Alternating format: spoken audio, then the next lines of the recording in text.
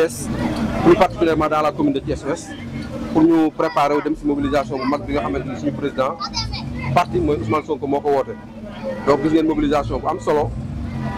bi fi am tey Pastef nag ku koy jàngat xam nga ne lu yéeme la parce que ñun dañoo gis ay partis politiques yoo xam ne ñooy mobiliser ay militants mais Pastef nag ay militants ñoo ñëw di mobiliser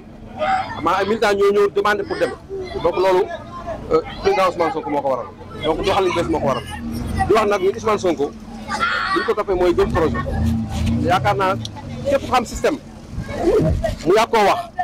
ñu xam ne système bi deewagul ñun nag duñ ko jiitu si mbaram mais lu ñu wax rek mooy ñu woowaat militants yëpp ak sympathisants yëpp si mobilisation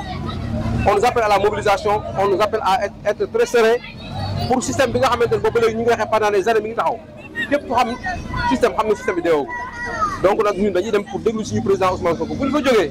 ñu ñëw pour mobiliser waat nekkaat sur le terrain donc loolu daal mooy mobilisation bi di wax ni góor ñi ñëw nañu jigéen ñi ñëw nañu mag ñi ñëw nañu li ci gën a yéeme mooy fii amul kenn ku fi gën a dërëmam tey bu doon ay responsable rek lañ ko yaakaar duñ dem dëgg donc patriotisme kenn la li ma gis léegi mooy amul kenn ku fi koo xam ne dañ la ko kaara ngi nii ñëwal monte wala ñu neexal la donc les gens sont venus de leur propre chef et de leur propre gré loolu nag ñu ngi koy sant yàlla mooy discours bi jàll na message bi jàll na discours bi mooy mu gën ñoo requinqué wala ñu gën a xaar si moom mooy demoon nañ benn instant ñoom liggéey tënk leen mais génnaat bi muy génnaat day joxaat beneen dynamisme parti bi les gens vont encore d'effort pour ñu mën a téye projet bi parce que nous savons que y a des menaces internes bi ñu jiitu kilifa gi mais loolu moo tax ñu woowaat militants yëpp ñu wane waat suñu doole wan ni Pastef rythme de croisière am sax defagu ko ci ay installation de cellules ay mobilisation ay massification ba léegi defaguñ ko de Pastef bu dëgg yëngalee donc yë dëgg gars yi àdduna xam ne yëngal nañu te lii rek wane na ko tey mooy président dafa génn mu ndaw rek tey boo leen xoolee économie bi yëpp dafa commencé doxaat ñaata tas Lacoste lañ fi jaay ñaata t-shirt lañ fi jaay ñaata car bis yi sax fu nekk dafa manqué car dafa manqué donc loolu nag kon mooy dynamisme Pastef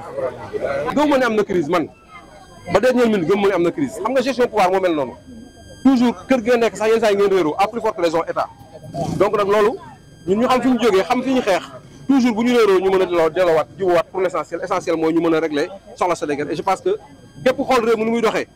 ak fi ñu ko fekkoon nga xamante ni gars yi ñu ngi liggéey et je pense que budget bi bees bii ñuy waaj a wote ko xool saytu ko xam ne vraiment ñii dañoo ñëw pour liggéey ñëw ñu pour enrichir barki de moo yaay am na ñu génn naan budget présidence dafa yokk waaye bañ ko càmbaree xool ay agence yi ñu yokk si budget bi si présidence nga xamante ni ay DER ay SOGEPA ay entreprises yu bëri ay institutions yu bëri dañu ko dem rattaché ko si présidence kon da ngay xool sax budget bi dafa wàññeeku donc ñii ñëw ñu pour nguur ñii dañoo ñëw pour liggéey primature président Ousmane Sonko aussi décidé wàññi lu bëri ci ay budget ba pare jël ay yeneen institution rattaché ko primature donc loolu ku ko def nga gis ay ministères yoo xamante ne am na seen fonctionnement dafa wàññeeku kon ñii dañoo ñëw pour liggéey ñëw pour ñu nguur donc loolu patriote yëpp nañ ci taxaw militants yëpp nañ ci taxaw pour incha allahu rabbi changement si lu gën a gaaw day am incha allahu rabbi